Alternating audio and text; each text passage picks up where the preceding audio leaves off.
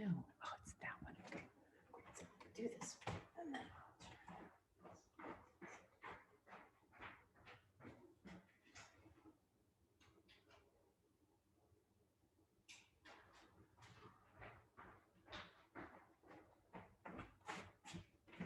hi, Yvette.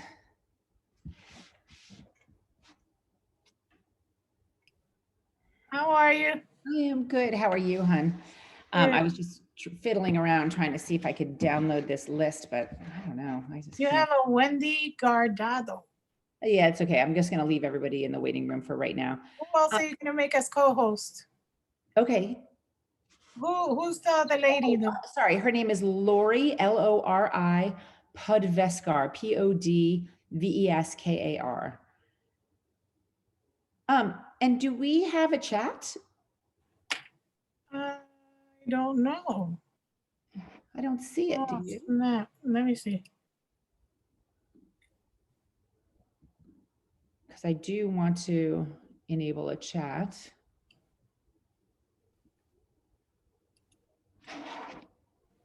Let me see if I can edit it. That'd be great. Because I know that Right, it's probably not for the full meeting. We don't have chat. oh boy, let me see.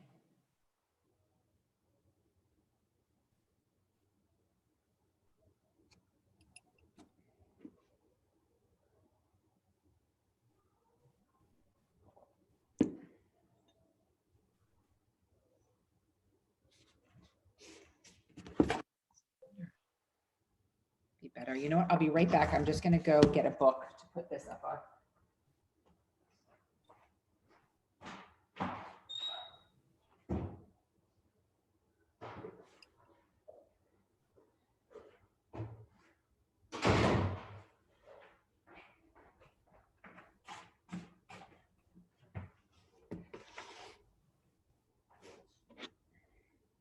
Nothing, huh? I clicked on it. Let me see if it'll save it. We might have to log in and log back out. Okay.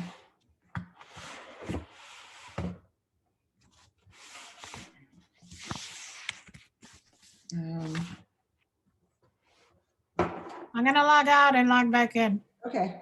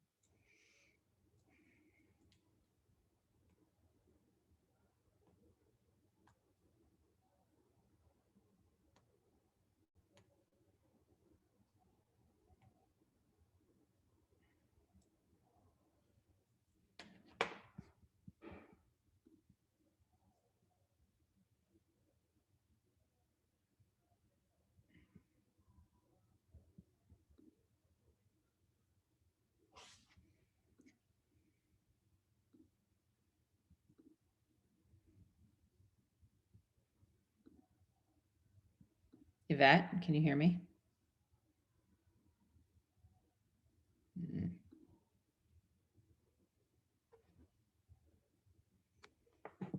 Oh, hi. Nothing doing, huh? All right, we'll just have people raise their hand. Nope, I can't hear you, hun. I have the chat. Oh, you do? You are such a rock star, man. Oh, I don't know what I would do without you. Okay, Lori is on. Oh, great. So she's in? I'm gonna make her a co-host. Great. Hi, Lori. Hey, how's it going? Hello.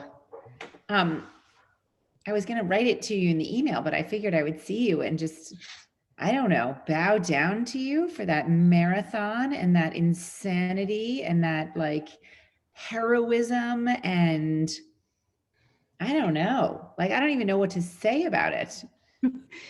Yeah, it's been a wild ride. Yeah. And really Yvette, just so you know, Lori sits on the PEP, and they had this crazy vote about funding G&T testing. So it was just, that was what I was referring to.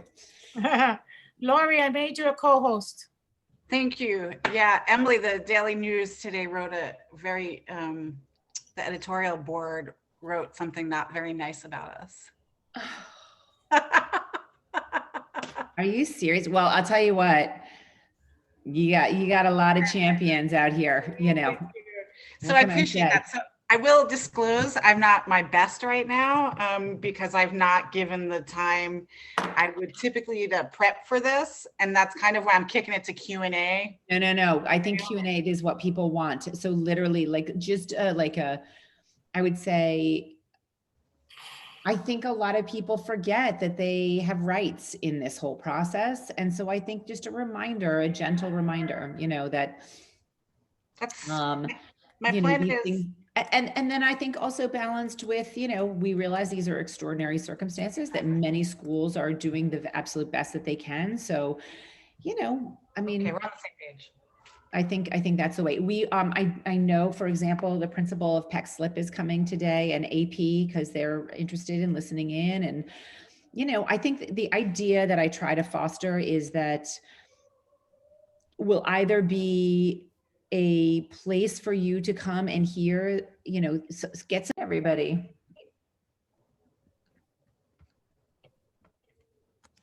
Great.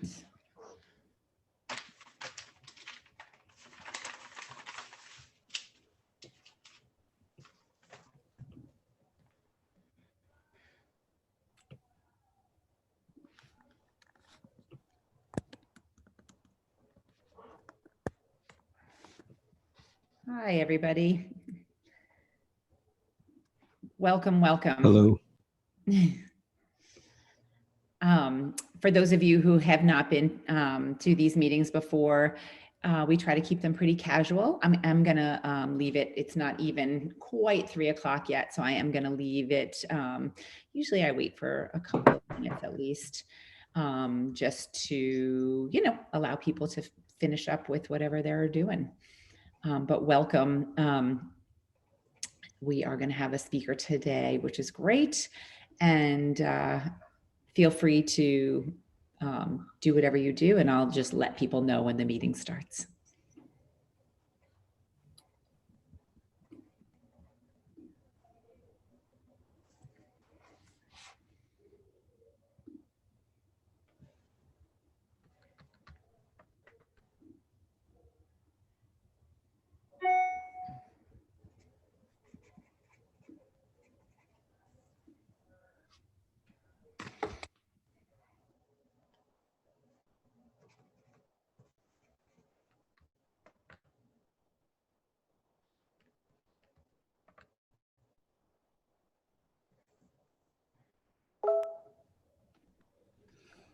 And welcome, everybody.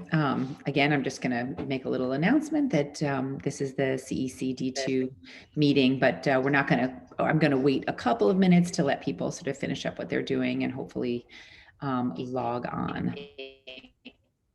Can you hear me, or am I going in and out? Can you hear me, or am I going in and out? Yeah, maybe right in the chat. There's an echo. There's an echo. Okay, so you know what? I'm just gonna go to a room that maybe is closer.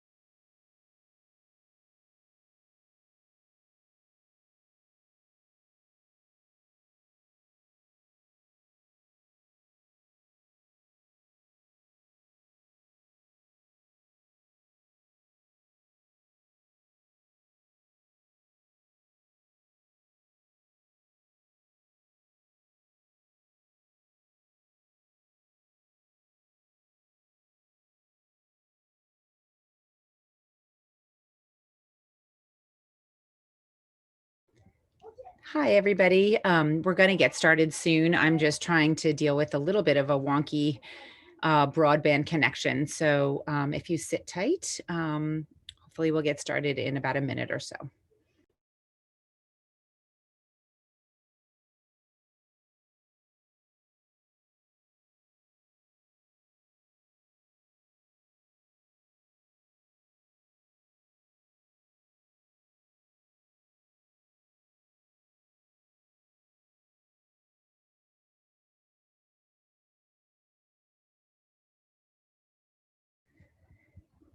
Okay, well, I don't want to punish the prompt, as they say. So I just want to say hello to everybody. My name is Emily Hellstrom, and I am the Vice President of the CEC for District 2, and I chair the Students with Disabilities Committee, which is a committee that I started a little over a year and a half ago, and we do meet monthly. Sometimes we just meet to talk about what's on people's mind, and sometimes we have panel discussions. Today, I feel very, very fortunate to be joined by Lori Podveskar, who leads the policy committee, I guess, for Include NYC, which is an organization that is incredible, and she will tell you a little bit about it. But we're going to focus on paraprofessionals today. I like to sort of keep it a little bit loose, not too formal, but we'll have Lori say a little, some words, maybe a little overview, and then we'll get to some Q&A to answer some of your questions and concerns today. So welcome. Oh, I will just say, we are recording this meeting. I usually sort of let people know, and sometimes I do give the option to not record it, but today, since we do have a special guest, I really would prefer if we did record it, if that's okay with everyone, just so that there are so many people who have varying schedules, and it would just be really nice to be able to post this. But you are welcome to change your name if that makes you feel more comfortable. So you're under no obligation to turn your camera on, and we're just happy to have you be here. And the way we'll do it is we have our chat open if you want to put comments in the chat, or raise your hand for Lori when we get to the question and answer section. So without further ado, welcome, Lori. Hi, everybody. Emily, thank you so much for that kind introduction. Happy to be here. My name is Lori Podveskar, and I lead the education and disability policy work at Include NYC. I see a lot of familiar faces and want to give a particular shout out to Rosalia. Love you. Hi, so great to see you. Sorry, it's been quite a week. Include NYC used to be Resources for Children with Special Needs, and I think some of you may know us as that. We changed our name about 5 years ago, and we've been around close to 40 years, which is pretty amazing. And we're an independent, thank you, nonprofit, and we were founded by 3 moms of children with disabilities back in the days before the internet, who firsthand experience the need for information that was specific to their children that wasn't out there. And here we are almost 40 years later. And so we do a lot of things, and all of the work we do with families is free. And we also have a Spanish-speaking platform, Include. And one of the things I'm most proud about being an includer is that Include is built by our native Spanish-speaking staff, and that it's not include translated. It's culturally sensitive, and so excited about that. And you can find us at include.org. We do one-on-one work with families and professionals for free. We have a helpline, and you'll get that information later on in both English and Spanish. And we also do workshops that range from all different kinds of topics. And I mistakenly left out that we help families of young people with any type of disability and through the ages of birth through 26 or any type of known disability. So even, we work with pretty much anybody for free who is concerned about a kid under 26. And we have the ability to work with Language Line to translate up to, I think, 300 different languages. Our website is includenyc.org. So if you go to our websites, you'll see calendars for upcoming workshops and upcoming live webinars. We do a lot of work since COVID through Facebook. So live streams. Yesterday, we did one about the changes in middle school and high school admissions for students with disabilities. We also have a YouTube channel. And we have a lot of online resources that are both rooted in special education and community. We're not lawyers. And so I just want to make that clear. And yeah, Rosalie, I see the clapping. We also do a lot of work directly with young people themselves. And that's new for us in the past 5 years, and help people figure out, young people, what's next after college and accessing accommodations if they go on to college. We work directly a lot with CUNY and their accessibility offices. And we have a yearly event every fall called College is Possible that talks specifically about CUNY for our kids. And tomorrow is our big yearly event that used to be known as the Camp Fair, which is now known as the Include NYC Fair, that will be virtual, obviously, this year. And it's really cool. So we have about 100 different groups and organizations that'll be there to talk about what they do. And they're mostly non-educational programs. So recreation, camps, respite, socialization groups, things like that, and fun. I don't think there's ever been a more important time for our kids and all of us to have fun. So that's what we do, and happy to answer more questions about that anytime. You can also find us on social media, Facebook, Instagram, and Twitter. And I'm going to talk just a few minutes about paraprofessionals because it is such a huge topic. And, it looks different for everyone in typical times. And I think, thank you, Emily. I think, it looks more the same now, sadly, than it should, based on the times we're in and the resources and through the projected lens of the next year or so, what that will look like during COVID recovery. And so, there's a few different kinds of paras that we know. There are IEP paras, one-on-one, and then there are classroom paras.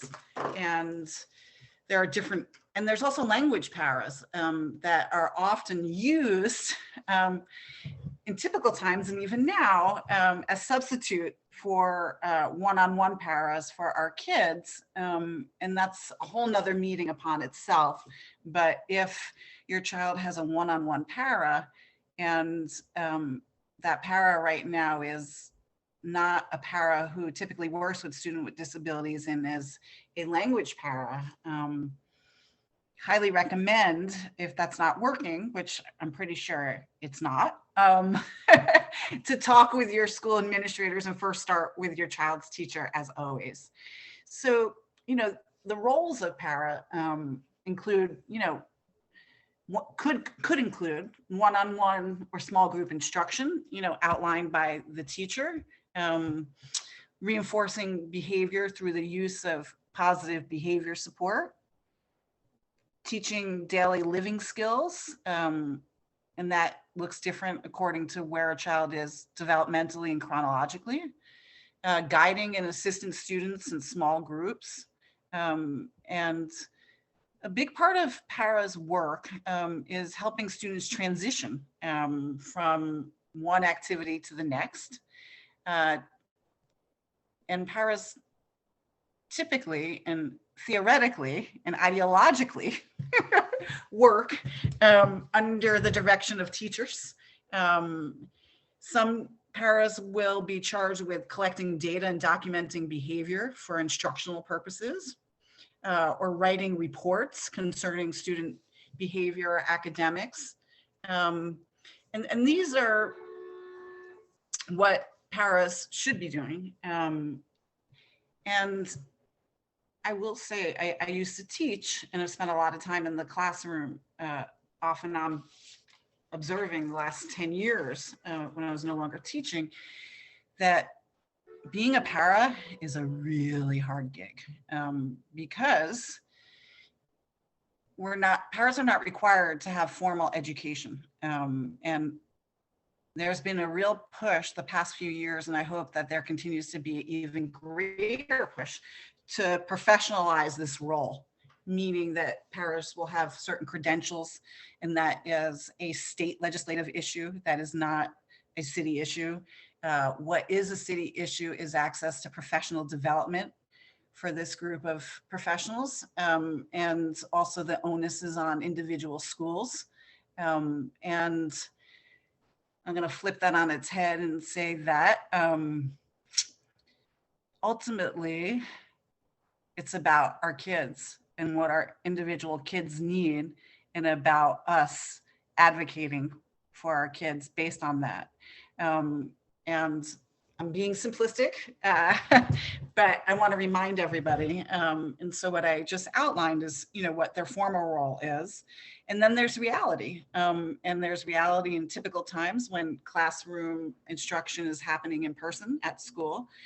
And then when it's not. And so, we know that the pandemic has exacerbated existing issues. And I think, in the world of paras and in the world of ICT classes, which is when there are two teachers, for anyone who's new here who may not know the lexicon, because Lord knows there is one, that an ICT class is when there's two teachers, one certified in general education and the other in special education, that those classrooms are very big right now, and can be up to, I heard today, a classroom of 67. And that is outrageous, but that's a different story for another day. Again, everybody, please keep focused on your kid and what they need and if their needs are being met or not. It's always best, I find from my experience professionally and personally, to focus on them and not focus on others when advocating. So I think, again, we're also hearing what's happening in reality is that paras are being used for other things right now. And like all of us, there's so many disconnects and so much distance between us, and not just physical, but in many, many ways. And I think for paras, it's the distance between them and having direction and having access, and in reality having the skill sets needed to appropriately support our students is even wider now than it typically is. And again, I'm not saying that, I'm not making excuses, I'm not saying it's okay, I'm saying what it is, and really feel that people are doing the best they can, and encourage folks to think a little bit out of the box. Meaning that, I'm going to peel it back, which is the federal special education law, the Individuals with Disability Education Act, is still a law. It's still in place. So any child with a known or suspected disability has the right to be evaluated and receive services if they meet the criteria, and the onus is on the city to do that. And that's called child find, which is why parents write letters asking for their child to be evaluated initially or reevaluated because they have those rights. That the law is still in place. So any child with an IEP still is entitled to receive those services. But with the pandemic and with the current school models, the city has the right according to the federal government, to be flexible with when and how those services are delivered. And for parents who have kids now with IEPs, you most likely have had conversations, definitely at the beginning of the school year, that outline how services will be delivered remotely if your child is on remote instructed, or even if they're not on remote instruction. We all know that the schools that are open are closing temporarily for 10 days, 2 weeks, off and on, and that cycle has been something. But what I'm trying to say is that your child is entitled to services, including para services, and they may not be getting them, but that doesn't mean that they won't get them, and it doesn't mean that there aren't remedies or solutions in trying to get them, or ability, or there are ways to make things better. And first and foremost, I recommend people observing their children if they're lucky enough to not be directly involved, and that is contingent on the level of independence your child has. For those of us with children with more involved needs, we have no choice but to be involved. But for those of us with kids who are independent or older, who take the initiative and may do things on their own, it's important to watch where the barriers are and to document them, and also to see what is working. What kind of support have they gotten as a result of this that they wouldn't get in the classroom, that you think can be carried over when they get back into the classroom. And that to look at your child's IEP and to have an open mind that it's not just about compliance, it's not just about the services being delivered, it's about the quality and it's about the effectiveness. And there's something in our space known as compensatory services, which is a legal remedy when it's proven legally that your child has not, that your child's been denied their services, that they can be made up. And because the federal government has given waivers to states, including New York, who oversees New York City, on flexibility, and this goes back to the how and when services will be delivered. If folks want to pursue compensatory services for para services or any related service or support, you need to document why. Why aren't they working? And I would suggest looking at your child's IEP and their goals, and then framing the relationship of how the para helps your child meet those goals. And so, right now, we know it's not happening for most of our kids, and that's preventing them from making progress, and that's contributing to them regressing. And for younger kids or older kids who have behavioral paras, to think about framing that argument and how your child's behavior is interfering with their learning. And so compensatory service is a legal process, and we can talk more about that later. Saying a lot. There's also busing paras, whom I forgot about. And the onus of finding busing paras falls on individual schools. It does not fall on central, and it does not fall on the Office of Specialized Instruction. And I'm talking about the identification of busing para and also the payment. And so typically busing paras are for kids with medical issues or behavioral issues. And that's a more specialized service. And highly recommend, if there are any parents here who are having issues with that, to reach out to our helpline 100%. And that'll be the best way to give you information. I'm going to pause because I've been talking for a while. Emily.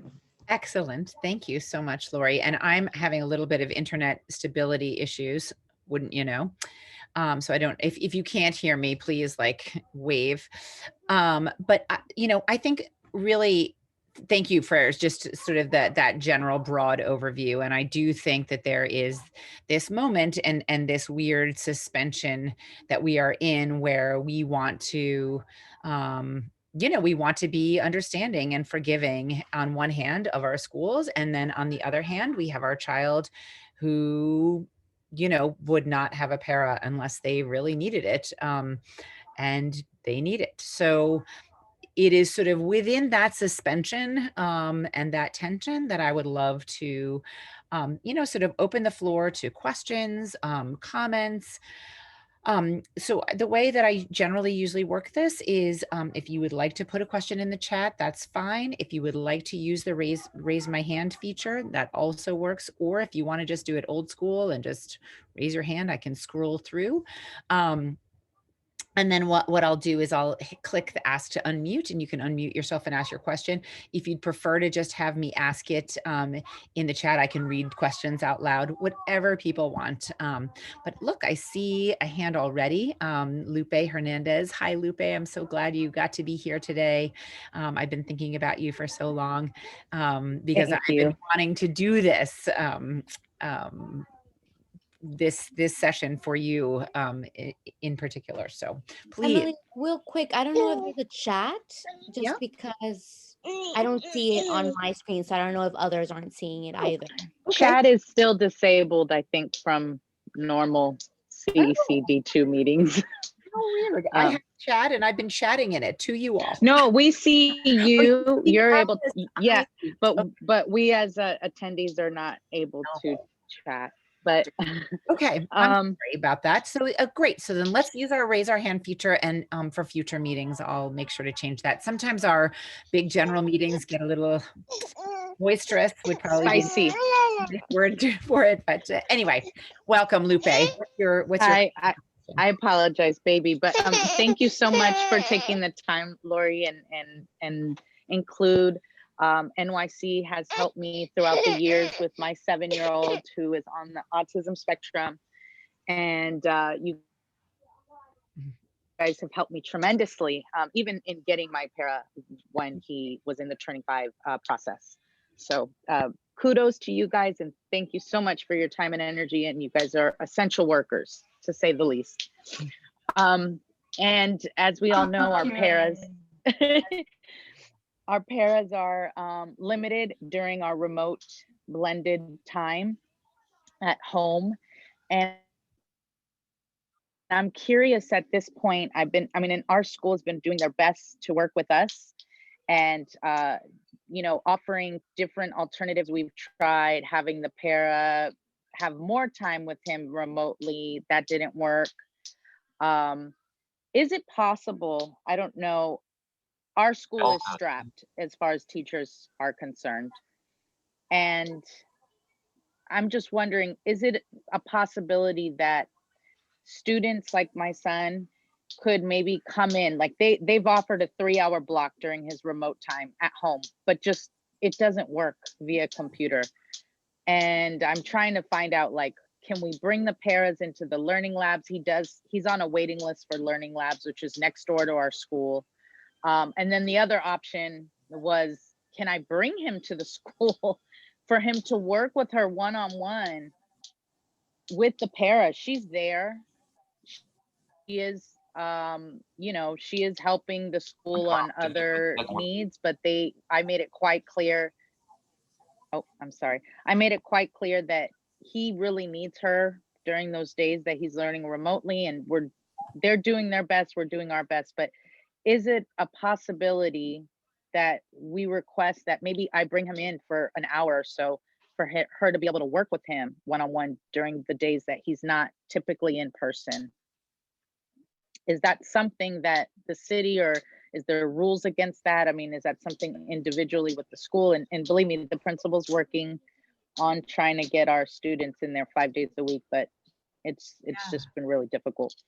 Yeah. First and foremost, thanks for your kind words in the beginning. That's what it's all about. So thank you. And that's actually how I got here. I went to resources when my guy was in CPSE and he's now 18. And here I am. So there are no rules against what you're thinking about. And I actually think that's awesome. And I would love to see more people think out of the box like that. But, you know, reality is it's a school to school situation.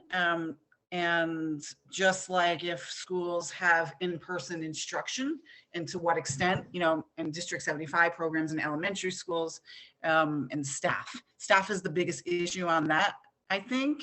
And so I'm wondering if you have talked to your guys' teacher about this, and if not, that would be my starting place. And always the best way to troubleshoot on issues is to escalate at your school first, and to start by communicating with your child's teacher or therapist, and then, you know, going up from there, whether it's to an AP or school psychologist, and whether it's actually parent,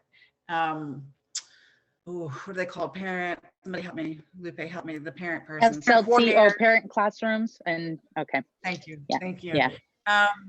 Because, you know, first I would talk to the teacher to think to ask them what their thoughts are.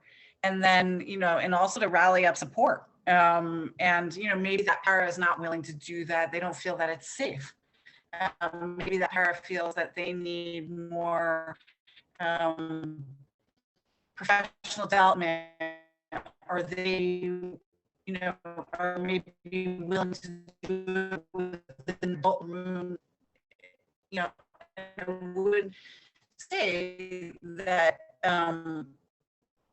it's also a good opportunity to ask. I'm going to shut my video off just because I think it's affecting the connection, but I promise.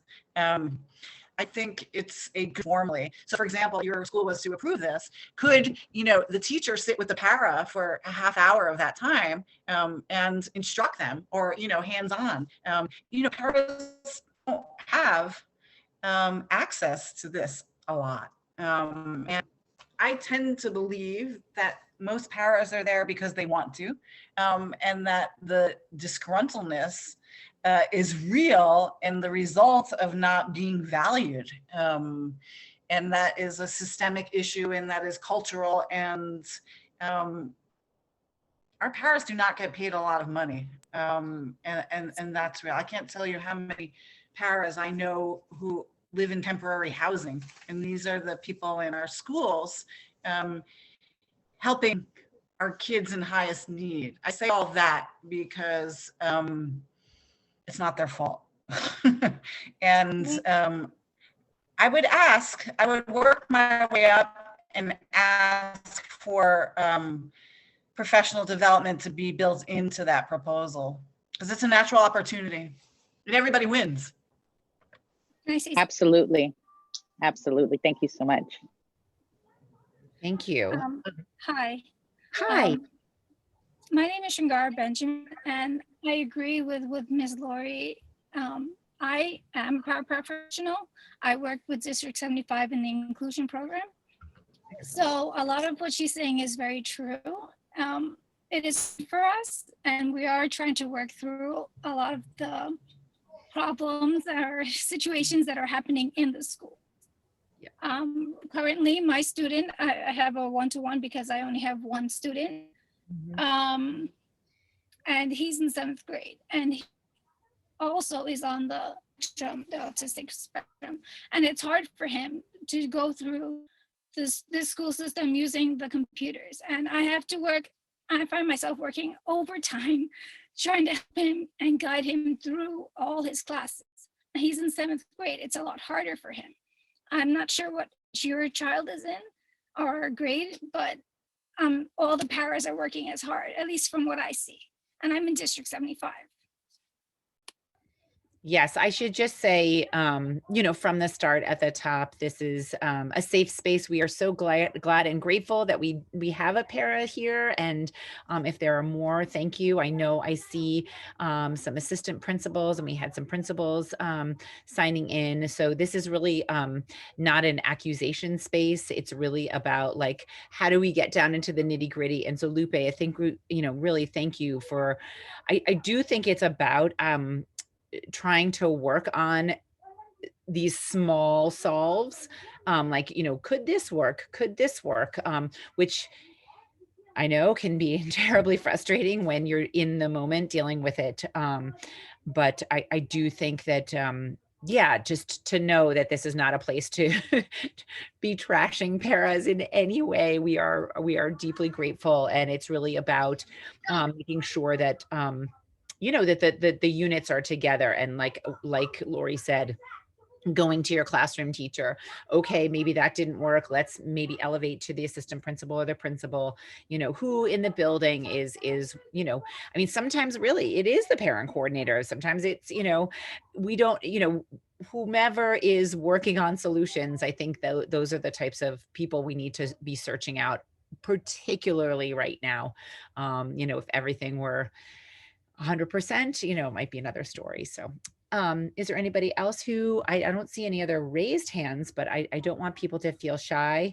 Are there things that you're seeing, issues, or even sometimes people come here and bring solutions that they've had with their children, or with their, that they see with their students, or anything that has worked for you? Please raise your hand, or you can just wave to me, and I'm happy to unmute you. I don't know if you're allowed to unmute yourself. Or questions. Apparently you are allowed to unmute yourself, because I just did. Yay. You're Rosa. I'm so glad. Hey, how are you Hi. doing? Thank you so much for organizing this. Yeah. So I guess one thing that I learned, which I'll share, is that there's something called a PAD, and I can't remember quite what it stands for, but it took me a really long time and a lot of asking at very different levels to even understand that there was such a thing as a PAD, which is a adjustment to your IEP for the strange times that we find ourselves in. And, my question going into this year after the, traumatic spring was, how do one-to-one paraprofessional services translate in the time of COVID and blended / remote / homeschooling? No one was able to answer that question for me. And it was such a stressful thing between trying to understand what our rights were, what support we were supposed to be getting, what support was possible and available, and what the reality was. And, we didn't find out about that until it was probably like late October, and we didn't get things sorted out until like late November. So maybe even December. So I think there's just so little information out there, and you really have to dig to find it. And people do not have, there's no easy method of solving it. Like, I'm sure we're all trying to solve the same question all the time and going crazy trying to do so. And there's no communication about what you are supposed to be receiving and how your child is able to not regress, ideally, in this time when they obviously need support. They obviously can't get the full support. And what process you can go through to try to advocate for your child, while also recognizing that, full support just isn't possible. And I don't know, that was the process that we went through. Things are not great, but things are livable, and it is what it is, and these are exceptional times, and we totally recognize that. But it's hard. And then the other thing I would say is just that I think that the entire concept of paraprofessionals is something that's completely foreign until you're in it. And even when you're in it, you frankly, I didn't understand what it was for the first 2 years that my child had a paraprofessional. I didn't understand what services we were supposed to expect and whether or not we were receiving them. And then, you know, how to fight for the right services that we were supposed to receive. There's just it's like a black hole. There's just such a lack of information that the process is so difficult that it frankly makes you sort of want to like toss up your arms and say, I give up. I don't know how to advocate for my child on this, even though I know it's critically important, because it's so complicated and it's just such a black hole. So thank you so much for putting this together. I don't know. I'm just sharing what information I have, but it is really, really difficult in these times, and it's hard to know where to ask, what to ask for, and how much you need to be okay with giving up, because these are just, you know, crazy times. Yeah, I mean, you hit the nail on the head in every way, and thank you. I just dropped, I don't know if you guys can see in the chat, a document from UFT about what a PAD is and how they work on it and document it in CSIS. And I want to make something clear, which is the PAD this year was RAD last year, and that was the acronym that the DOE used. And they also refer to it as the Remote Special Education Learning Plan. You will have heard that terminology used, and it is basically how IEP services will be delivered remotely. That being said, it is not the same as an IEP. IEPs are a legal document. The PAD is not. IEPs traditionally are written under the assumption that services will be delivered in person at school during typical times. And there are legal protections that come with that versus the RAD, which basically is a document that covers the school and the providers and ultimately the school district from a liability perspective, from the state government and the federal government, from going after them and possibly withholding funds. And at the same time, it's an opportunity for families to communicate with their teachers and their child's related service providers, and it's not static. So you have the right to ask for the PAD to be revisited at any time.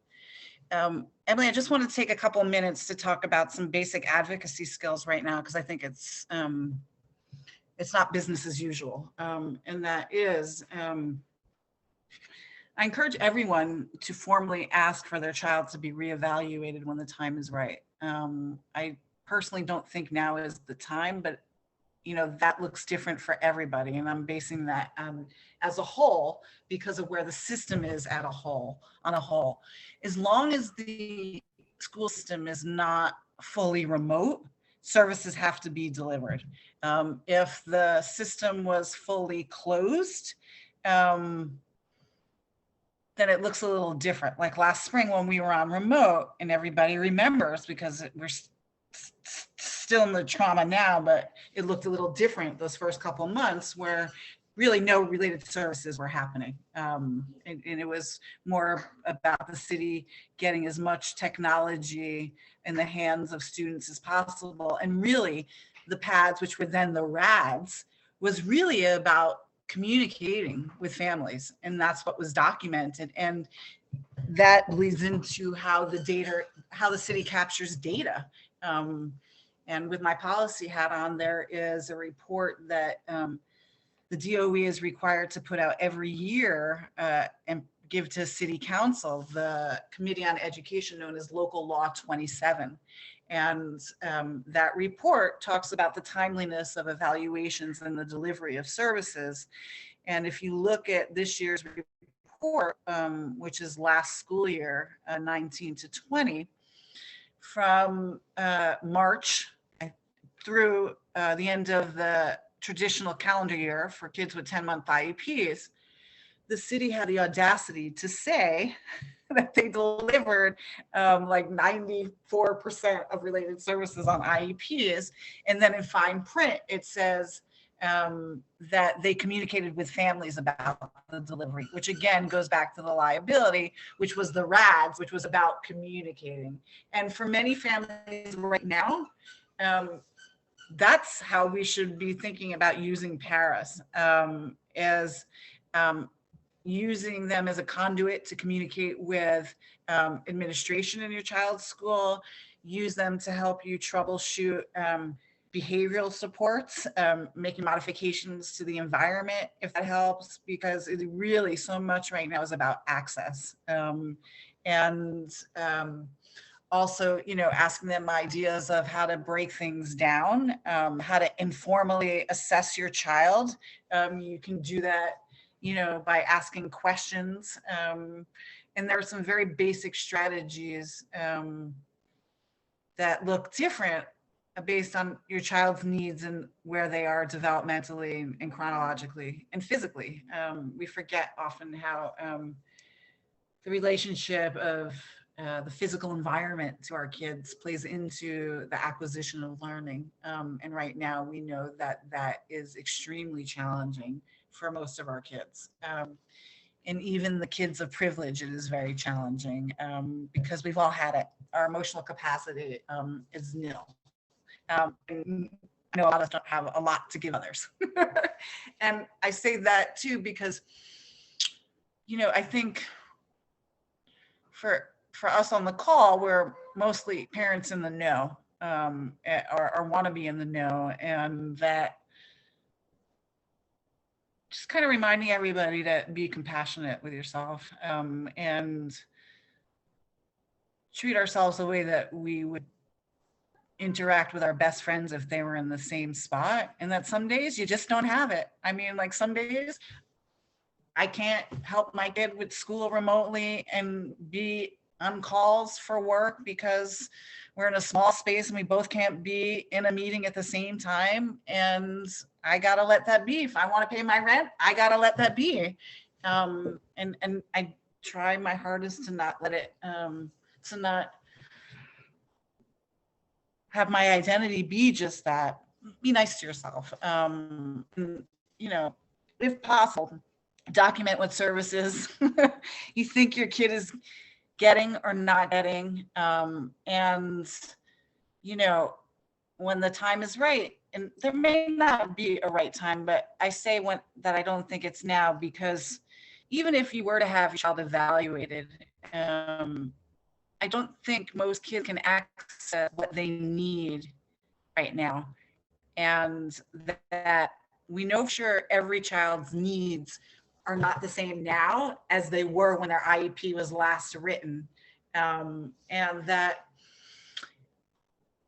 a new evaluation will let us know where your kid is presently. And you always want your child's IEP to reflect as much as possible where they are, you know, to the greatest extent possible, which is why every 3 years, the city will offer a reevaluation, and that families have the right to ask for a reevaluation at any time legally, but really it's within reason. You can't ask for your child to comprehensively be reevaluated, you know, every few months. It doesn't work like that. And I will say the younger a child is, the more likely they will change quicker in their needs. But that I encourage everybody when the time comes to write a letter. And this is something we're really good at helping families with, that include, you know, formally making that happen and triggering that process. And that, you know, what that letter would look like would be, dear principal,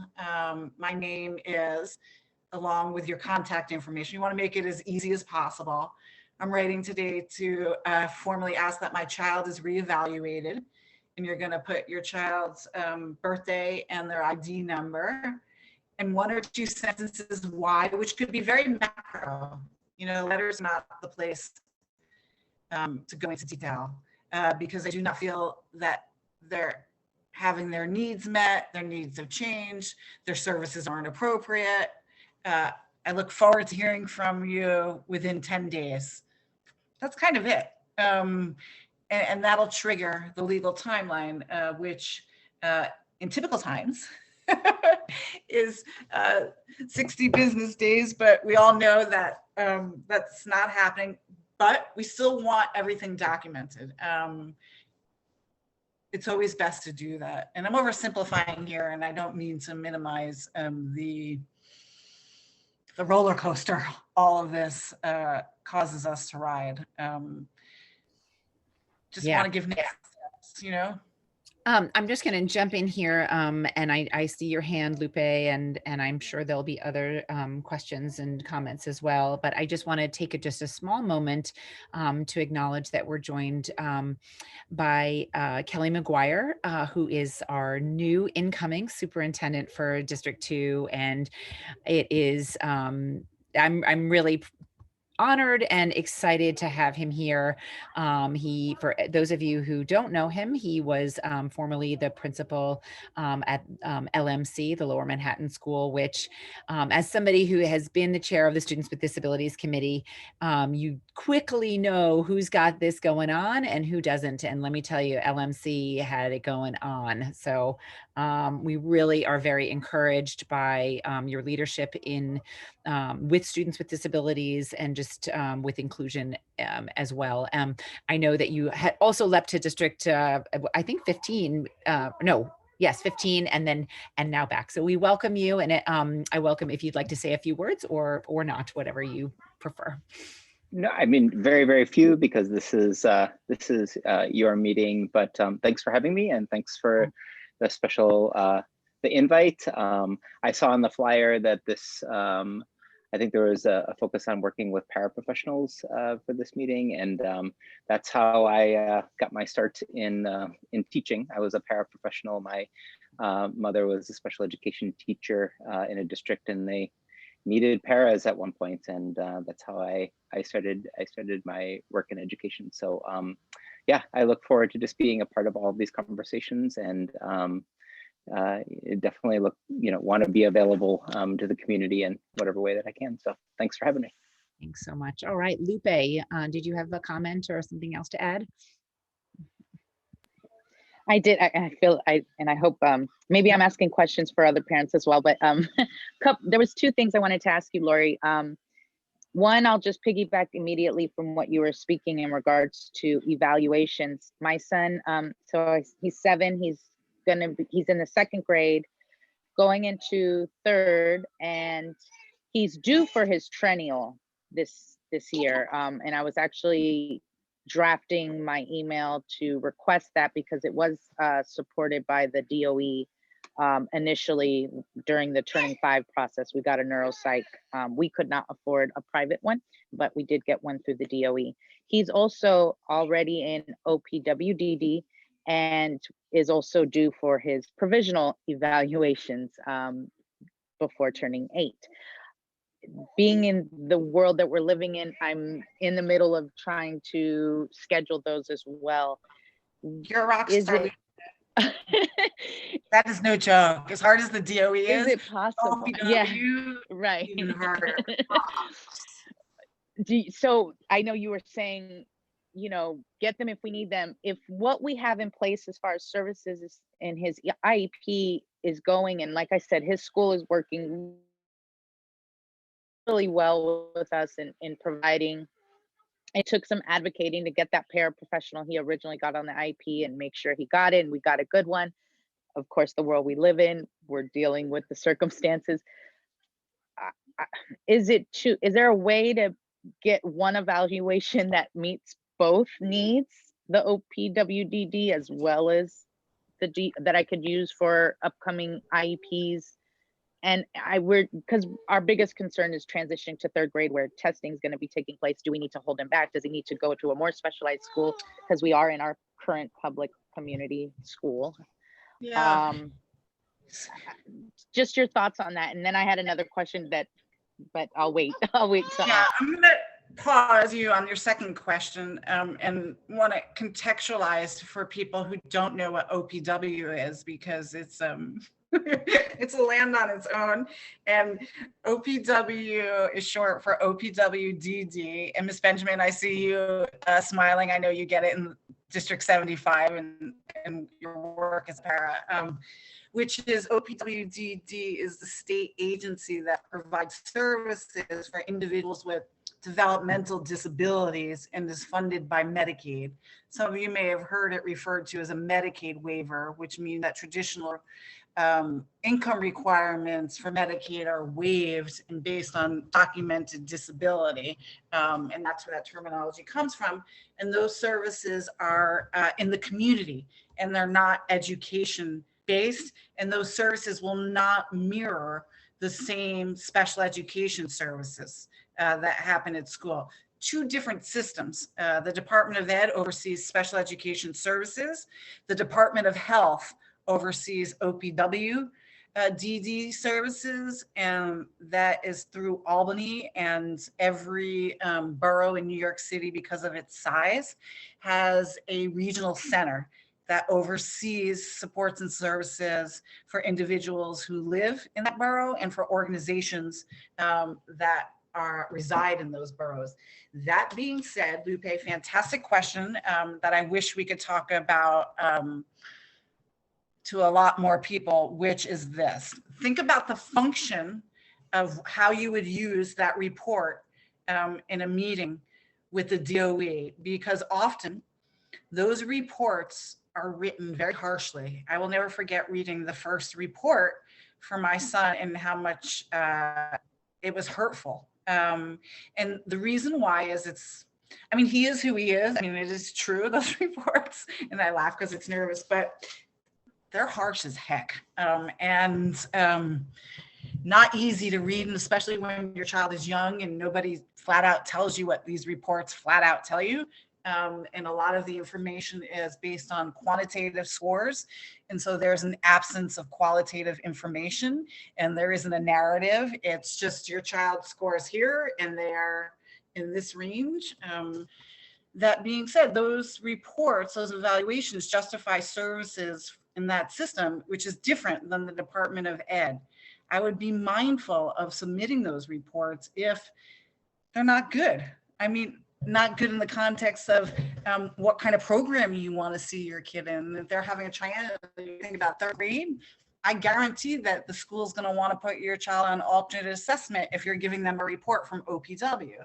Alternate assessment is how students with, pretty involved and profound cognitive disabilities and or behavioral issues are assessed, and they don't take ELA or math tests in grades 3 through 8. And the cycle of assessment is different. And a lot of it is based on independent skills and functioning abilities.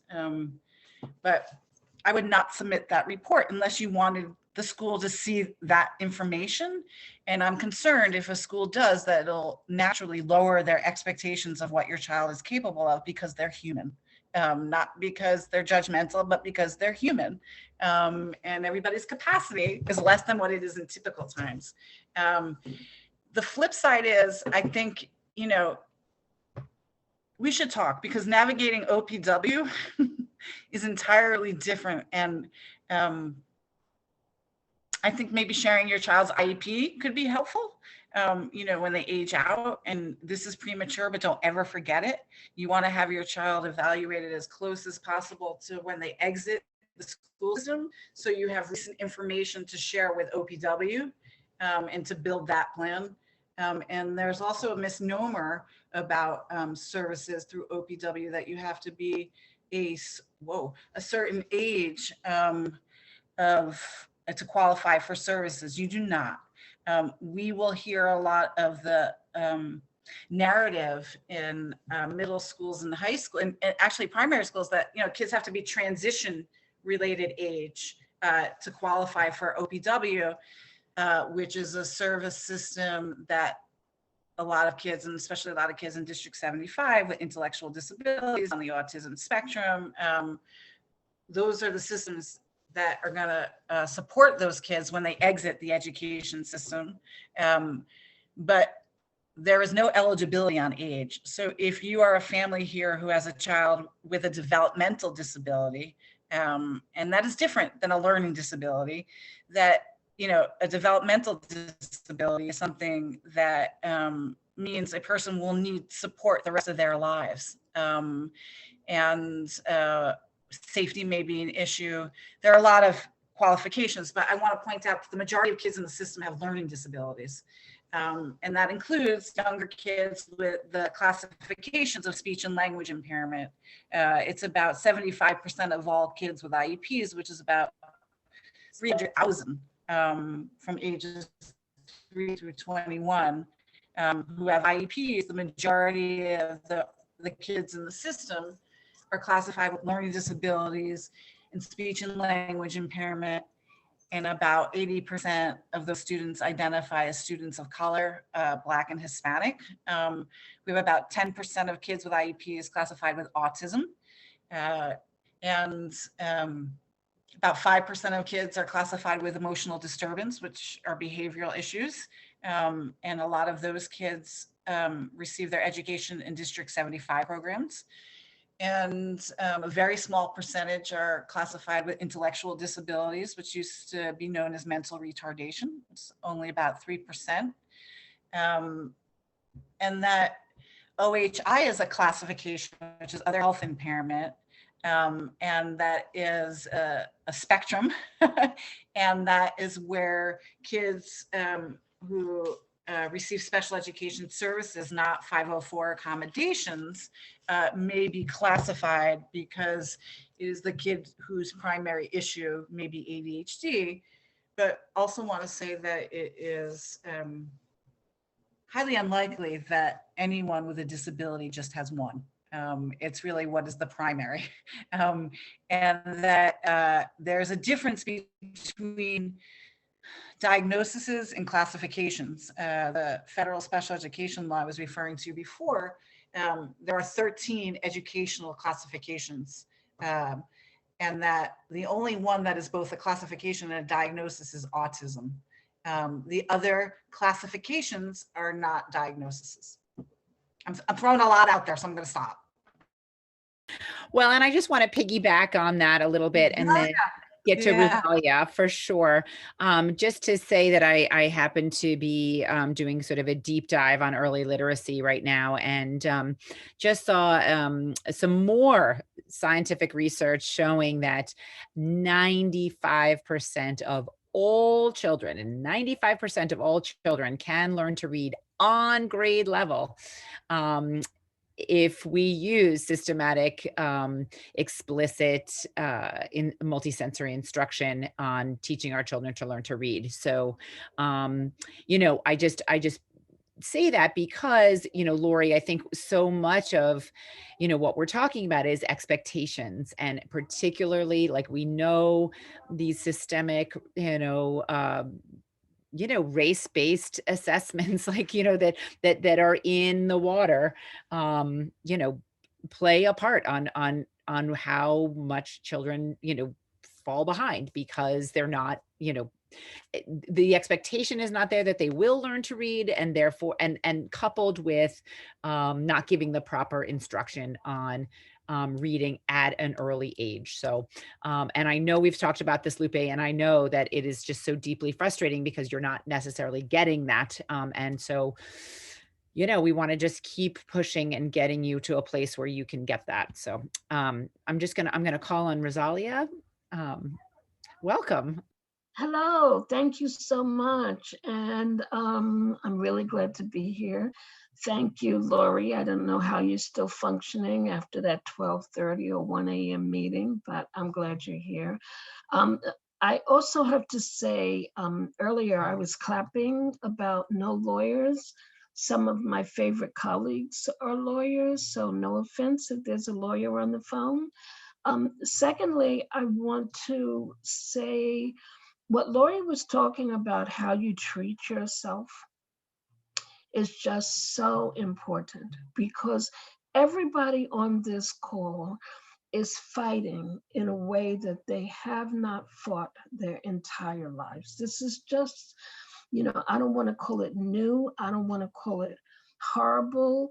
Whatever it is, the only way that we can really get through it is to make sure that we're taking care of ourselves, no matter what, and find out whatever strategy there is, whatever strategy you used to use to take care of yourself, it's not enough for this.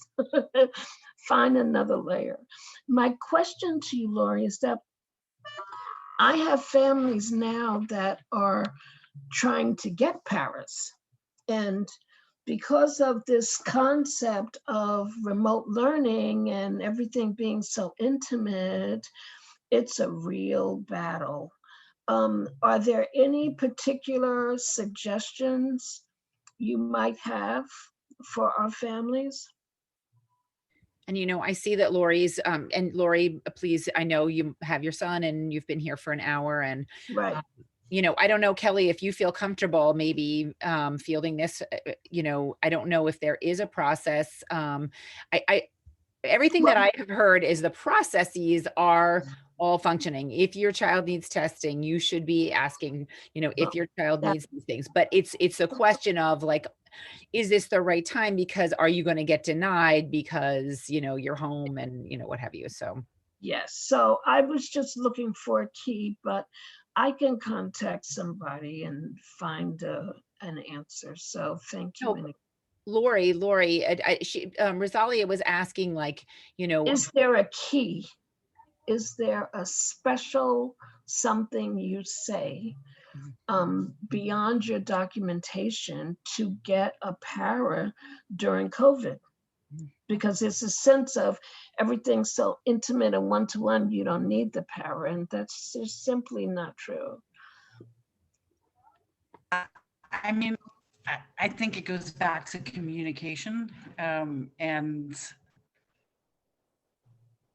relationship building, sadly, because a lot of people don't have the capacity to do that or the skill set. They may not speak English. I mean, there's so many barriers, but for folks who don't, maybe reaching out to a friend who can help you navigate that. I think those are conversations, Rosalia, and more than anything else. And again, it's thinking out of the box because funding is a real issue and it's going to be a real issue that is going to impact schools.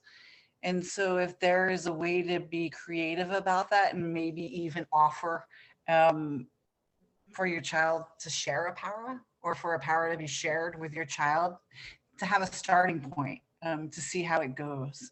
If not, could they be buddied with another student? Is there any teaching assistants? I'm sorry, are there any, do they have any paras who are in grad school who are looking, to work directly with kids to get their hours? These are not typical times, I also out of will the box. I'll throw in the fact that I know with the mayor's sort of like the after Thanksgiving reopening, when he sort of prioritized elementary schools, but also students with disabilities. I know many schools went to a system where they either have a day or a certain morning or something in their school where they're specifically focused on students with disabilities. I know both of my children's school has that one they do like every Friday. The other one, there are certain ways that they are making sure that there are extra supports. So if that is not happening in your school, that is definitely a model that where, maybe on those days you can see, a para, again, people are really breaking the mold, and hopefully, maybe something we will learn from, these new models. That's what I'm hoping. I keep holding on to these silver linings, that, hopefully these little glimmers. Lupe, I know you had another question. I did, and it kind of followed my first one, and I will preface it with, Paras on the phone, we are very grateful for you as well. I hope what I mentioned earlier was no offense, because our para is amazing, and she does everything she can. And I mean, it's almost like a extended family member at this time. And we only want more time with her, right? And like I mentioned before, I'm looking for solutions. I'm working with our school. We're working with the teachers. Now, in the case, I'm just curious, and I agree with you, Rosalia and Lori, in regards to like 0 lawyers, no lawyers if possible, right? However, I do have this question in regards to, is there a possibility of, a parent coordinator even mentioned to me yesterday, you know, maybe get some outside tutoring for him to make sure that he maybe is, but and for us, it's just, one, we can't afford it. We live in Tribeca, but we don't make Tribeca money, and everything in Tribeca is $1 million to attend anything. And so with that being said, is there a way, is compository damages the same? I know it's not a related service, but the school is getting paid. He is a full-time one-on-one para, like you know, there is money, funds that the state or whoever is giving for this para to be one-on-one with my son, yet he only sees her on the days he's in person. Could there be funds that he could be allocated to do something over the summer, so to speak, and without any penalizing of the school or the para, right? Because it's neither one of their faults. Everyone is kind of just dealing with the hand that they're dealt at this point. And I'm looking again, solutions, not no conflict. So does your guy have a 12-month IEP? He does. He does. So, and it was only recently, because he came from a 12-month, went to 10-month, but then due to COVID, they put it back to 12-month, and it was all related over this past summer, and it was only related services. He got 0 sets, even though it said it. You know, he didn't. Yeah. I mean, it's want to document that. I think you can seek compensatory services. Compensatory services is a legal remedy, and you know, if you were to get an attorney to help you go that route, and if you do go that route, based on the information you shared, you want to give your school a heads up and let them know it's not about them and that you're doing it. And I think based on you said, your school understands that, because that's what he needs. It's the system and the rigidity of it and the funding aspect that's preventing them from giving him what he needs. It's not because they don't want to. That's what I'm hearing from you. And I think that's the case most of the time. And I think it's important to have those conversations with schools up front, especially when your guy is so young. You don't want to burn those bridges. So much of advocacy is about effective communication. And I hate this because I often feel like the shoemaker whose kid doesn't have shoes, and I don't always practice what I preach. But I will say it's important, and I forget this, how important it is to establish communication lines with teachers and therapists in the beginning of the year. And you know, what that looks like is, you know, what's the best way to communicate with you? Is it okay to text? What is the time? Can we check in once a week just for the next month? Things like that. So you have that kind of relationship, so you can talk to them about what you're going to do without them feeling threatened and without burning bridges, and want to ask folks to be mindful of when they advocate what their strategy is, because sometimes it's better to zoom out and think what you want in a year. Like what you're doing right now is so smart. You're thinking about 6 months ahead. That is so great. I think instruction this summer is going to look radically different than how we've ever seen it look. And I think the city right now is figuring out how to pay for it and what it looks like. And the mayor released some really shitty, oh, did I just say that?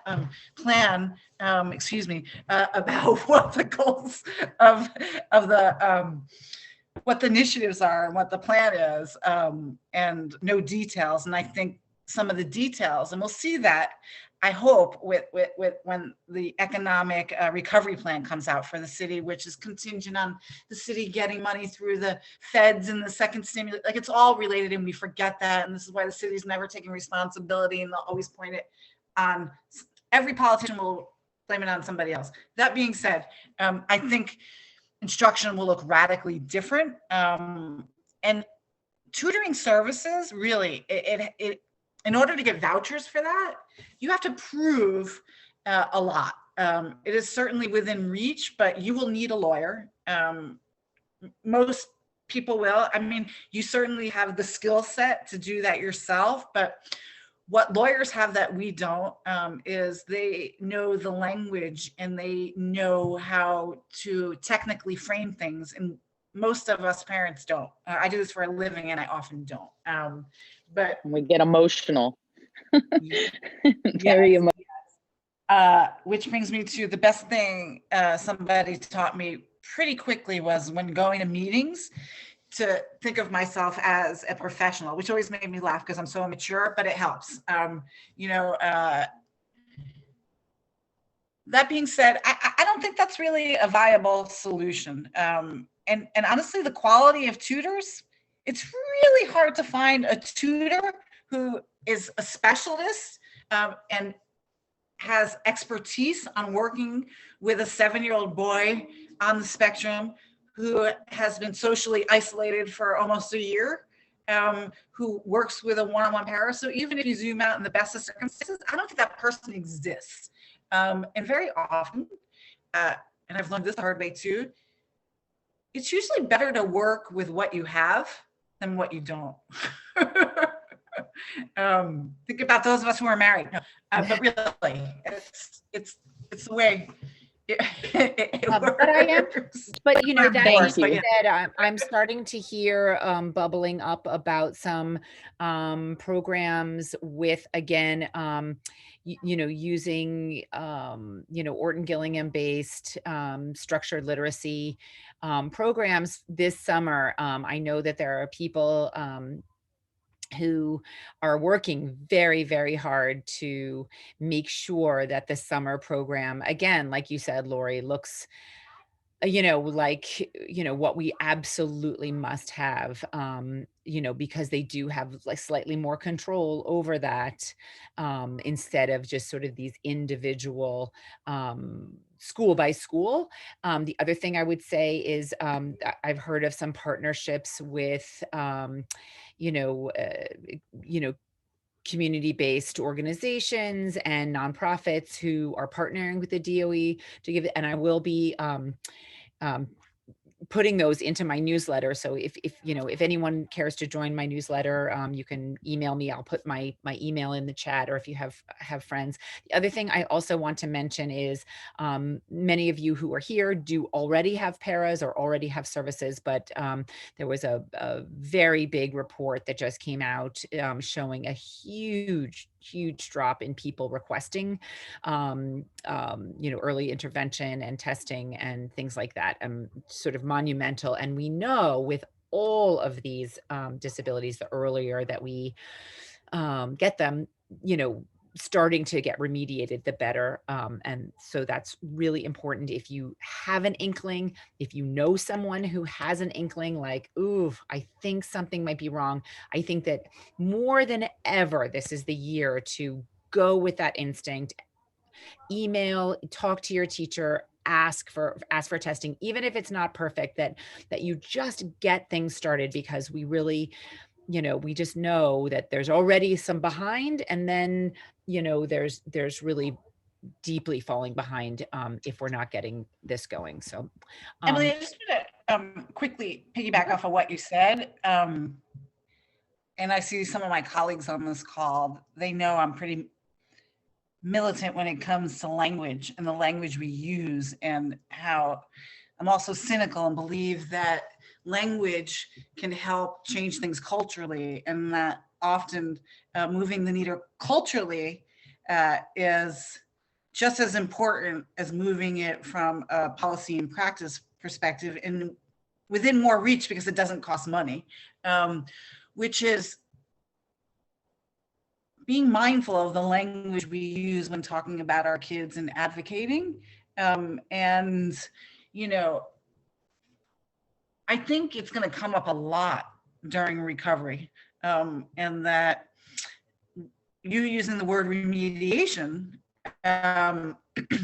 triggered that because I'd heard somebody speak, Marisol, like the superintendent for high schools in Manhattan, who blew me away. I'd never heard, I known of her and I heard her speaking, and she made this fantastic point about, let's not call it remediation, let's enrichment. And I think, you know, that is cool as heck, because kids with disabilities, it's not really about remediation. It's about enrichment, just like it is for everyone else. And I am fearful of the stigma becoming even greater as more kids get assessed, and as hopefully we come out of this a little bit and more. And I'm nerdy in what the disproportionality is going to look like and who it will impact.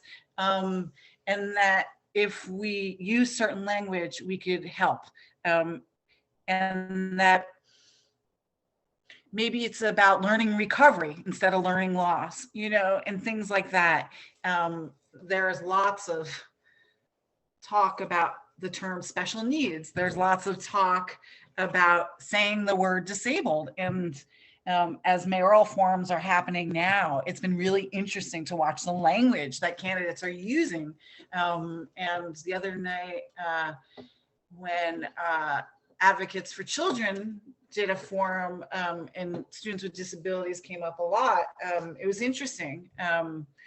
That's all I got. But I think, you know, the folks here on the call are on the ground and visible and have the power to model language, and I encourage you all to do that. And personally and professionally, we changed our name from Resources for Children with Special Needs to include NYC, because, and, you know, the language is going to change again, believe me, and Roselia knows that because she's been around. Is that you know, it's the needs of disabled people and students are not special, it's how they're met. Our needs are the same. We want to be loved, fed, educated, housed, and that those are not special. And when we say special, we are saying that we need to be in separate things in order for them to be met. It's antithetic to inclusion. And so this is the kind of cultural change we need. And this is how we can help change it, is by the language we use. It's okay to say disabled. Being disabled is a protected class. I'm disabled. There's lots of us, and we don't say that other protected class. We don't stay away from saying the words of other protected classes. And if we don't say it, people aren't going to see us. And if they don't see us, they're going to be afraid, and they're going to think that we need to be educated somewhere else. And I want to bring that to people's attention and something to think about. That's all I got. Oh, okay. Hi. So actually, I want to touch on what you're talking about with stigma and also about enrollment. I think that, I mean, we ended up here not because we wanted to end up here and have a one-on-one paraprofessional, but we found ourselves in a situation where it was required. And, you know, for my child, it was absolutely necessary to be able to stay within a general education program.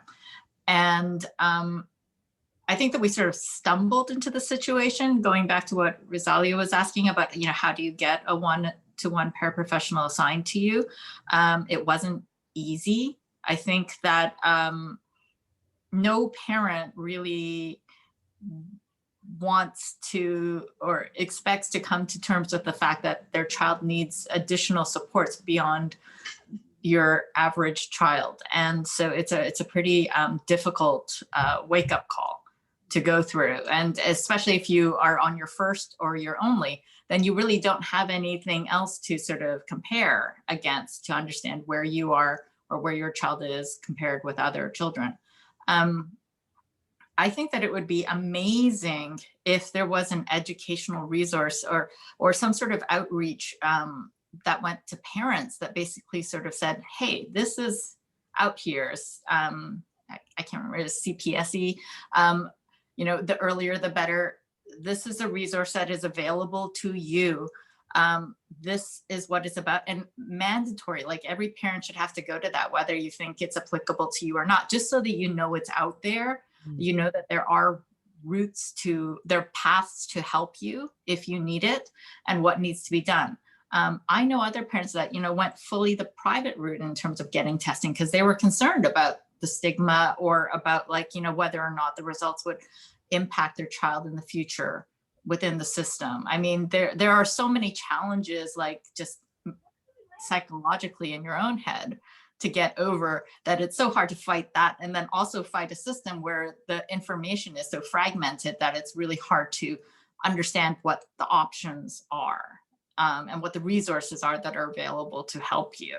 And then in terms of the paraprofessional, like how did we sort of like luck into that? I mean, I wouldn't call it luck necessarily, but we are, we fall within the 5%, Laurie, that you said, that is emotional disturbance. And that was basically, it's the whole concept of IDEA, which is you want to stay within the least restrictive environment. And a one-on-one paraprofessional was frankly the only route that would allow us to do so.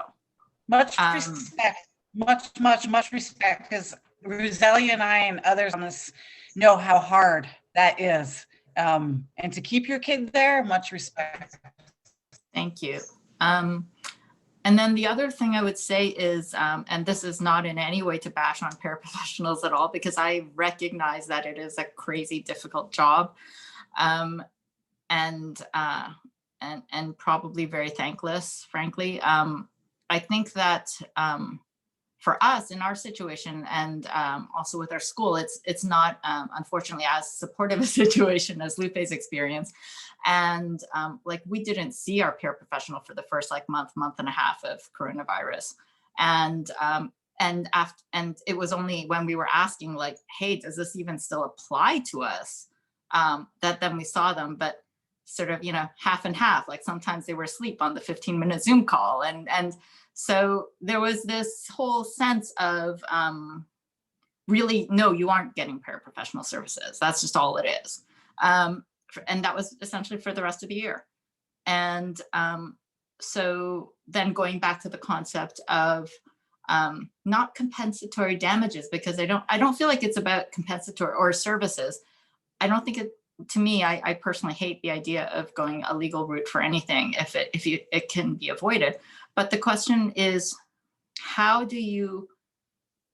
is there a way to make up for the lost interaction and services, which are now, coming up to a year, frankly, of support that was obviously assigned to you because it was so desperately necessary, that, and the lack of that support is having an effect on your child's capacity to keep up or develop as they would have within a regular, school year. So I guess my question, if I was trying to drill down on it, is there another pathway to try to get your child the services that they have been lacking for so long now to be able to stay within the system? And I don't know. I'm not sure if I'm expressing it properly. No, I think you are. Have you worked with your teacher? Like speaking to your teacher and having them kind of work out what to do, and to also speak to that paraprofessional, because you obviously have one that's assigned to you. So having the teacher help you through that process would probably make it easier for you. I've tried that route, and actually we just recently had a teacher change, and we've gone up the flagpole. I mean, I sort of have accepted that it sort of is what it is. And, but I do also feel like, if I'm not going to advocate for my child, who is? Yeah. So I think I also heard from you, you're asking, well, actually, I'm not going to go there, but I think, and you may have already done this, I'm not sure the age of your child, but have you had them independently evaluated? I have, and mostly actually because the school was actually trying to kick my child out.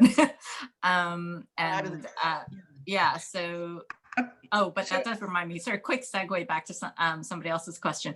Childmind does actually have a list of people who have worked in their program who are available for tutoring services that Lupe, you may be interested in looking into.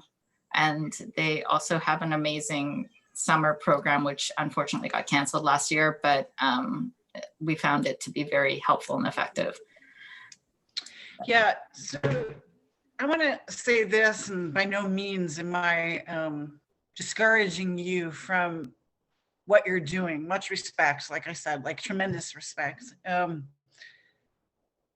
I'm going to say and instead of but. And I encourage you to think about, as your child ages, I don't know how old they are, what the top 3 priorities are for you and them, because sometimes it's better to be elsewhere for different reasons. And I say that because I'll use the analogy of in the past 10 years, seeing a few families along the way who had kids with involved intellectual needs that were inclusionistas, meaning that, you know, it is about my kid going to school in the neighborhood that we live in, and we're all there. And in reality, that's what happened. But in the classroom, their children had so much professional support that they were on one side of the classroom with 5 adults and not really integrated academically. And the amount of money it cost those families just for that to happen was extraordinary. You know, for some of those families that worked because it allowed their kid to be integrated during non-academic time, before and after school, lunch, music, and other classes. And if we, you know, are to think about your child who I suspect is academically on grade level, but has challenging behaviors, you know, if that kind of support is parallel, is it worth it? Is it better to think about alternative placements that could provide more behavioral support? And also, I encourage you to think about, you know, reaching out to an ABA therapist, even though we know them to only work with kids with autism. They're, you know, have deep expertise on behavior. And sometimes they could be helpful in developing a plan that could be implemented at school. And that role does not exist in the public school system, but that doesn't mean that your child's school won't be open to talking about what that could look like. Can I say something quickly? Yeah, sure. It's interesting. We've been, I'm an assistant principal in District 2, but I started off as a special educator for 14 years prior. So my heart is definitely special ed. I started off working with children with doing ABA years and years ago. What I'm thinking about is listening to is also how we can help support the paras who are in the different roles. Like Lori, you were talking about the variety of paraprofessionals that exist in the New York State Department of Ed. And we are fortunate at our school to have the best paraprofessionals. I mean, they're just phenomenal. Emily can attest to that. She's been part of our school. But we are getting children with different needs that we haven't gotten before. And we don't know necessarily who to turn to provide the development for our paras. Like we know how to develop our teachers with curricular areas and new interventions, different programs, but sometimes we're searching for a way to have paras talk to each other across the district. Like Miss Benjamin, you're in District 75. You could offer our paras a wealth of knowledge that we don't have because we are not a District 75 school, but we do have more challenging kids.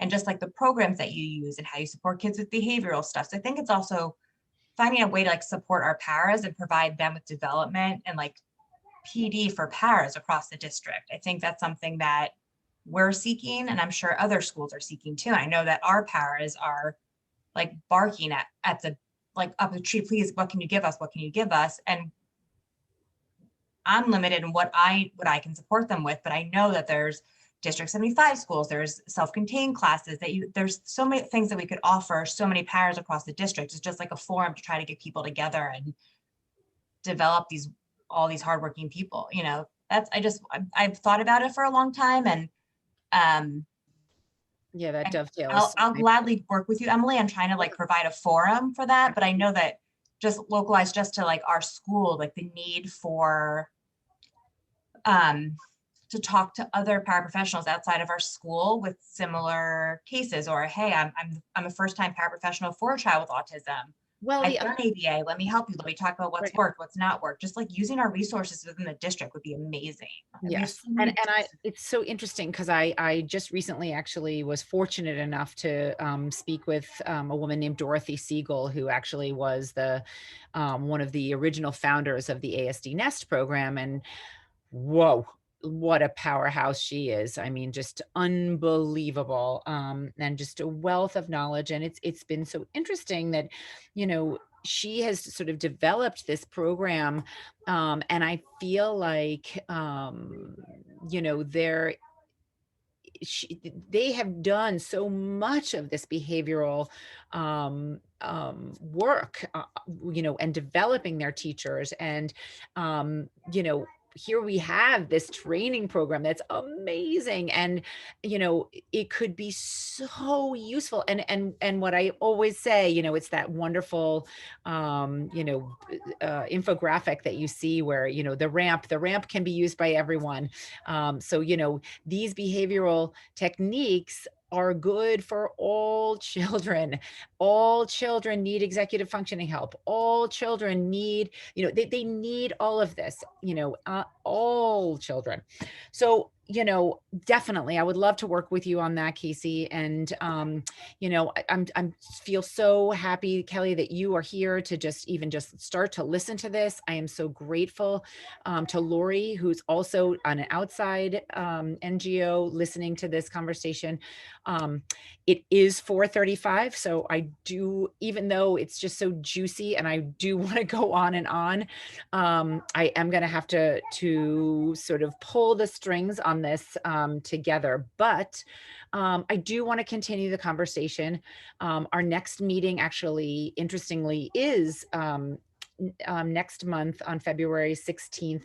And we are going to be talking about ASD Nest, which I do feel like, you know, is potentially, I mean, these are all interrelated, right? These you know, these issues all are overlapping. So I encourage you to please join us for that. But B, I think that, you know, please email me. I'm going to put my email in the chat. It's swdnyc@gmail.com.